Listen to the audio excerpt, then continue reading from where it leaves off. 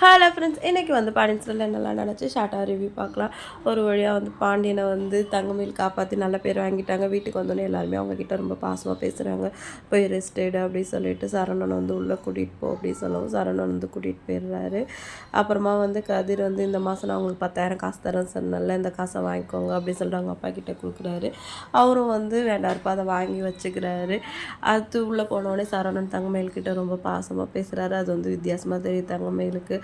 அப்பாவுக்கு இப்போ மேலே இருக்கிற கோவம்லாம் போயிடுச்சு அப்படின்னு சொல்லிட்டு சொல்கிறாரு. அப்போ உங்களுக்கு அப்படின்னு தங்கமயில் கேட்குறாங்க. எனக்கும் இப்போ மேலே கோவம் இல்லை அப்படின்னோடனே அவங்க முகத்தில் எந்த சந்தோஷமே வரல. ஆகக்கூடிய உங்கள் அப்பாவுக்காக தான் நீங்கள் வந்து என் மேலே இருக்கிற கோவம் போயிடுச்சு அப்படின்னு சொல்கிறீங்கிற மாதிரி இருந்தது அவங்களோட ரியாக்ஷன். கதிர் வந்து ராஜிக்கிட்ட பேசிகிட்டு இருக்காரு. இந்த மாதிரி இந்த தடவை எனக்கு கொஞ்சம் சம்பளம் அதிகமாக வந்துச்சு, ஆர்டர் நிறையா வந்துச்சு அப்படின்னு சொல்லிட்டு அதனால தான் வீட்டில் காசு கொடுத்தேன்னு சொல்கிறாரு. எனக்கு ரொம்ப ஹாப்பியாக இருக்குன்னு ராஜி சொல்கிறாங்க.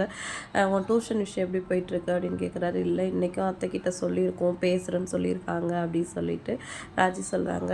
நான் ஒன்று சொன்னால் கோச்சிக்காது, அது வரைக்குமா நான் கொடுக்குற காசை வாங்கிக்கோயேன் அப்படின்னு கதிர் சொல்கிறாரு. இல்லை இப்போ நான் சந்தோஷமாக இருக்குன்னு சொன்னல, இப்போ நான் காசை வாங்கிட்டேன்னா நீ என்னால் தான் கஷ்டப்படுறாங்கன்னு எனக்கு ஒரு குற்ற உணர்ச்சி ஆகிடும், அதனால் வேணாம் அப்படின்னு சொல்லிடுறாங்க ராஜி. ராஜுக்கிட்ட வந்து கோமதி இன்றைக்கி எப்படியாவது நான் நீ டியூஷன் போகிற விஷயத்தை பற்றி நான் மாமா கிட்டே சொல்லிடுறேன் அப்படின்னு சொல்கிறாங்க. எல்லாரும் முன்னாடி சொல்ல முடியாது, நான் தனியாக பேசுகிறேன் அப்படின்னு சொல்லிட்டு உள்ளே போயிட்டு பாண்டியன் கிட்டே ஸ்டார்ட் பண்ணுறாங்க. ஆனால் அவங்களால ஸ்டார்ட் பண்ண முடியல. பக்கத்தில் இந்த மாதிரி ஒரு பொண்ணு வந்து படிச்சுட்டே வேலைக்கு போகிறான்னு சொல்கிறதுக்கே ஒரு கோவம் வந்துடுது. ஆனால் கதிர் வந்து வேலைக்கு போய் சம்பளத்தை அவர்கிட்ட கொடுத்தது வந்து பெருமையாக சொல்கிறாரு. அவன் தாண்டி என் பையன், என்கிட்ட இருக்கிற எல்லா குணமும் அவன்கிட்ட இருக்குது, தன்மானம், ரோஷம், கோவம் எல்லாமே இருக்குது அப்படின்னு சொல்லி சந்தோஷப்படுறாரு. அது என்னங்க அந்த பொண்ணு போகிறான்னு சொன்னது கோவப்படுறீங்க, பையன் போகிறான் சொன்னதுக்கு வந்து சந்தோஷப்படுறீங்கன்னு சொல்லவும், கல்யாணம் படிக்கிற வயசில் கல்யாணம் பண்ணி ஒரு பொண்ணை கூட்டிகிட்டு வந்தால அப்போ வேலைக்கு போக வேண்டியதுதான் அப்படின்னு சொல்லிட்டு கோவமாக பேசுகிறாரு. இவர் என்ன நம்ம எப்படி பேசினாலும் அணைக்கட்டுறாரு, எப்படி இந்த விஷயத்த சொல்ல போகிறேன்னு தெரியாமல் காமெடி வந்து திருன்னு முழிக்கிறாங்க.